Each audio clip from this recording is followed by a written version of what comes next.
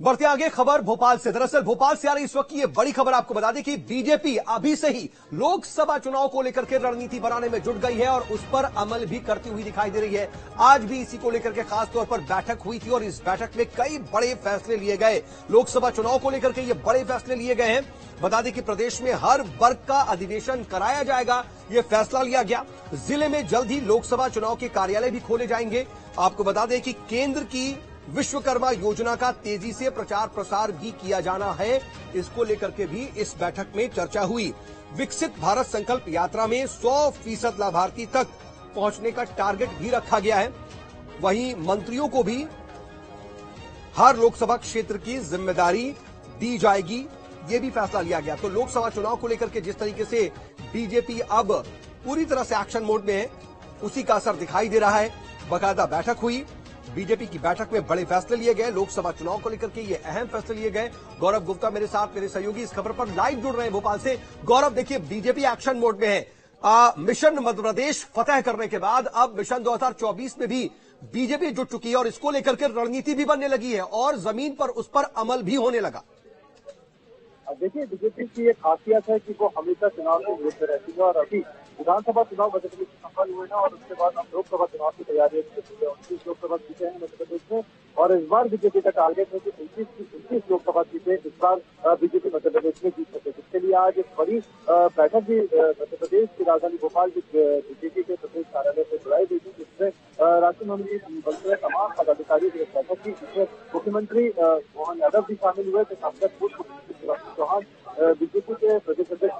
Chauhan BJP के प्रदेश अध्यक्ष we D Sharma भी इसमें शामिल हुए थे। जिले के जितने भी अध्यक्ष थे वो सभी यहां पर पहुंचे थे और कहीं ना कहीं यहां पे ये रणनीति बनाई गई है कि किस तरीके से बूथ स्तर पर लोगों तक पहुंचा जाए, क्योंकि साफ तौर पर ये कहना है कि जो 100% लाभार्थी हैं योजनाओं के, उन तक संकल्प यात्रा के माध्यम से पहुंचा जाए। तो साथ ही साथ ये भी यहां पर टारगेट रहेगा कि जो भी मंत्री रहे हैं, जो भी मंत्री बनाए गए हैं मध्य प्रदेश सरकार में, उन मंत्रियों को जिम्मेदारी भी दी जाएगी और एक ब्रांड एम्बेसडर युवा चेहरे के तौर पर हर जिले में बनाया जाएगा। जिस तरीके से मध्य प्रदेश विधानसभा चुनाव में बीजेपी ने 163 सीटों के साथ जीत दर्ज की है, प्रचंड बहुमत के साथ यहां पे जीत दर्ज की है, उसको अब लोकसभा चुनाव में भुनाने की पूरी तरह से यहां पे कोशिश की जा रही है। क्योंकि साफ तौर पर यह बीजेपी पहले ही कह चुकी है कि 29 की 29 लोकसभा सीटें जीतने का इस बार बीजेपी का टारगेट है, जिसके चलते आज ये बड़ी बैठक बुलाई गई थी।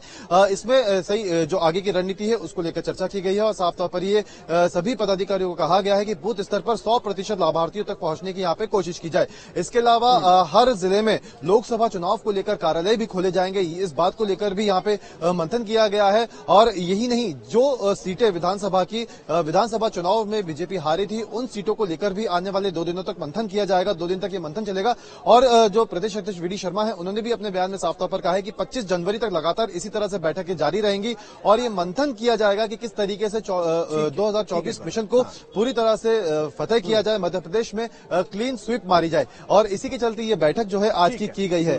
साफ तौर पर बीजेपी अब पूरी तरह से चुनाव के मोड में आ चुकी है। हालांकि वी डी शर्मा पहले ही ये बात अभी कह चुके हैं कि जब विधानसभा चुनाव मध्य प्रदेश में संपन्न हुए थे, उसके बाद से ही बीजेपी मध्य प्रदेश में लोकसभा चुनाव की तैयारियों में जुट गई थी। लेकिन आज जो बैठक हुई है, एक तरीके से लोकसभा चुनाव का इसे बिगुल ही समझा जाए, क्योंकि यहाँ पे तैयारियों पर देखिए गौरव, आपको उस पर अमल करना भी शुरू कर दिया गया है, रणनीति बनने लगी है, कैसे आगे बढ़ा जाएगा, क्या क्या जिम्मेदारी किसको सौंपी जाएगी, कहां पर किस तरीके से जिम्मेदारी दी जाएगी, इन सब चीजों पर इस वक्त रणनीति बननी भी शुरू हो गई है। कुल मिलाकर के अब बीजेपी पूरी तरीके से फोकस कर चुकी है लोकसभा चुनाव पर। आप नजर बना रखिएगा, आगे भी आपसे